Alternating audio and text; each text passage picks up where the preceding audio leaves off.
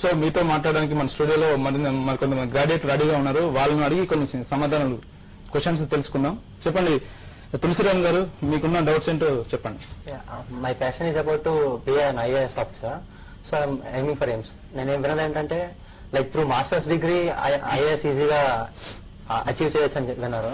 So how come నేను MBA ద్వారా చేద్దాం అనుకున్నాను.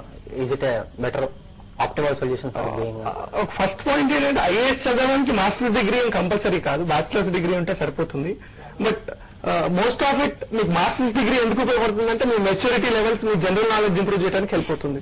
సో ఆ విధంగా చెప్పాలంటే మీరు ఎంబీఏ చూస్ చేసుకోవచ్చు మీకు ఇంట్రెస్ట్ ఉంటే, ఎందుకంటే మీకు ఫాల్ బ్యాక్ ఆప్షన్ ఉంటుంది. ఎందుకంటే ఐఏఎస్ ఆప్షన్స్ ఇప్పుడు చాలా లిమిటెడ్, ఇయర్లీ 300 పోస్ట్ కంటే ఎక్కువ ఉండవు అండ్ 3 lakh పీపుల్ రాస్తారు. సో మీకు చాయిసెస్ తక్కువ కాబట్టి మీరు ఇన్ కేస్ ఐఏఎస్ చదవాలనుకుంటే ఎంబీఏ చదివితే మాత్రం masters degree option definitely it's good, ఎందుకంటే it will be a fall back option.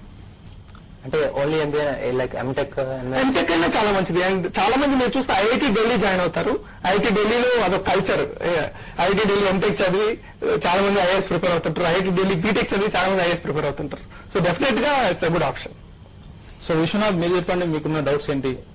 Sir నా మెయిన్ ఏమంటే ఇలా క్లయింట్ డిపెండెంట్ కంపెనీస్ కాకుండా self dependent companies like Google, Microsoft ఇలాంటి వాటిలో నేను ప్లేస్ అవ్వాలని నా ఆశ. ఐ మీన్ ఇప్పుడు మనం ఉన్న మార్కెట్ లో ఓన్లీ బీటెక్ సరిపోద్ది దానికి.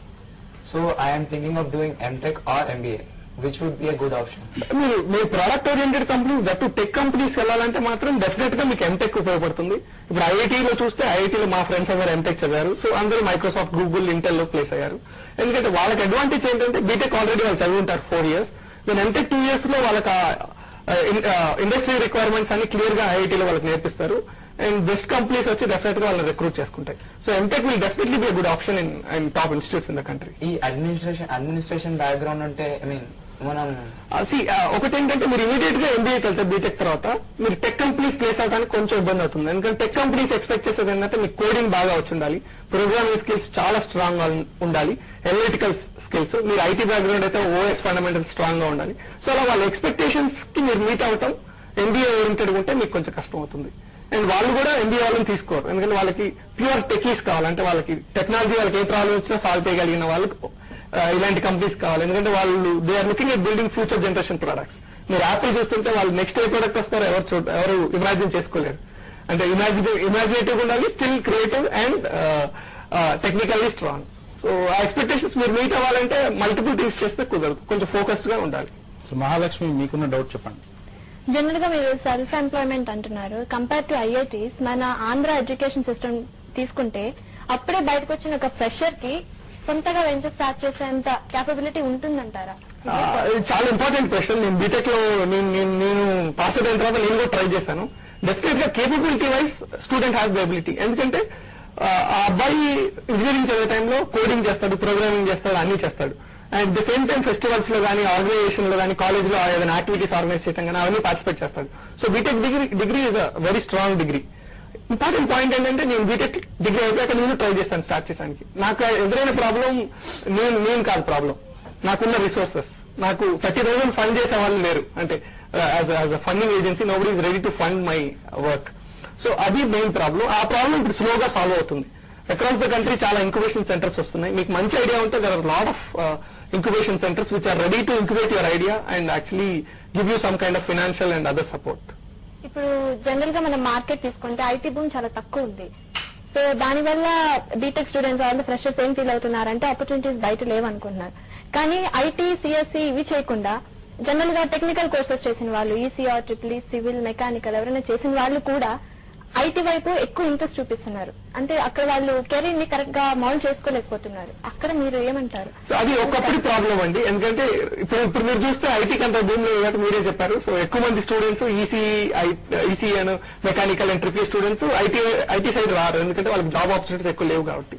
మీకు సింపుల్ ఎగ్జాంపుల్ చెప్తాను. మీరు మార్కెట్ లో మస్కిటో కిల్లింగ్ బ్యాట్ చూసారు ఈ మధ్య. ఒక బ్యాట్ ఉంటుంది, ఆ బ్యాట్ తో ఊపుతుంటే మస్కిటో చచ్చిపోతుంటాయి. అది చాలా సింపుల్ ఐడియా. మస్కిటో ప్రాబ్లం ఎప్పటి నుంచో ఉంది and nobody thought of that creative idea. ఇప్పుడు మీరు చూస్తే ఆ bat like it's being sold in big way across the state. నేను తమిళనాడులో చూడలేదు, ఏపీ వచ్చి చూసాను. I was shocked. సో అలాంటి క్రియేటివ్ ఐడియాస్ చాలా ఈ స్టూడెంట్స్ తయారు చేయగలుగుతారు. మెకానికల్ స్టూడెంట్స్ కానీ, ట్రిపుల్ స్టూడెంట్స్ కానీ, లేకపోతే ఈసీ స్టూడెంట్స్ కానీ. అవి వీళ్ళు సొంతగా స్టార్ట్ చేయడానికి చాలా ఉపయోగపడుతుంది. సెల్ఫ్ ఎంప్లాయ్మెంట్ ఓరియంటెడ్ గా వాళ్ళు ఐటీ ఓరియంటెడ్ గా చూడకపోయినా కానీ ఈ సెల్ఫ్ ఎంప్లాయ్మెంట్ ఓరియంటెడ్ గా వాళ్ళకి చాలా ప్రొడక్ట్స్ వాళ్ళు డెవలప్ చేయగలరు. ఎంబెడెడ్ సిస్టమ్స్ లో బర్గ్లర్ రావడం దగ్గర నుంచి they can do anything in their own areas. Balarao గారు, ఇప్పుడు ఒక ఇంపార్టెంట్ క్వశ్చన్ ఏంటంటే, ఇప్పుడు ఇంజనీరింగ్ స్టూడెంట్స్ ఉన్నారు, వీళ్ళంతా గ్రాడ్యుయేట్స్ గా పూర్తి చేసి మార్కెట్ లోకి వచ్చారు. కానీ ఇప్పుడు ఎకనామిక్ స్లో డౌన్ వీళ్ళకి అసలు ఏమాత్రం ఆపర్చునిటీ లేని సొసైటీని క్రియేట్ చేసింది. ఈ పరిస్థితులు వాళ్ళు తీసుకోవాల్సిన వాటి కోసం మీరు ఏమైనా సెపరేట్ గా ఏమైనా ఈ మీ guru.com ద్వారా కానీ ఏమైనా ప్రొవైడ్ చేశారా? మేమేం చేస్తున్నాం అంటే అండి, మేము కెరియర్ గైడెన్స్ అని ఒక 1 day వర్క్ షాప్ చేస్తామండి. మేము అందులో ఏం చెప్తామంటే, ఇప్పుడు ఇంజనీరింగ్ స్టూడెంట్స్ చదివే వాళ్ళు 4 years ఎలా యూటిలైజ్ చేసుకోవాలి, దాని తర్వాత అయిపోయిన వాళ్ళు ఏం చేయాలి. ఫర్ ఎగ్జాంపుల్ ఇంజనీరింగ్ అయిపోయిన వాళ్ళు ఇప్పుడు జాబ్ ఆప్షన్ లేదు వాళ్ళకి, సో వాళ్ళ స్కిల్స్ ఇంప్రూవ్ చేసుకోవడానికి ఇది మంచి టైం. మీరు 2001 లో నేను ఇంజనీరింగ్ జాయిన్ అయ్యే టైంలో అప్పుడు కూడా జాబ్ ఆప్షన్స్ ఎక్కువ లేవు. అప్పుడు WTC ఎక్కువైపోయింది అనేసి జాబ్లు ఎక్కువ లేవన్నారు. కానీ ఇంజనీరింగ్ చదివాను, నా కెరియర్ బాగానే ఉంది. So definitely up and down జరుగుతుంటుంది.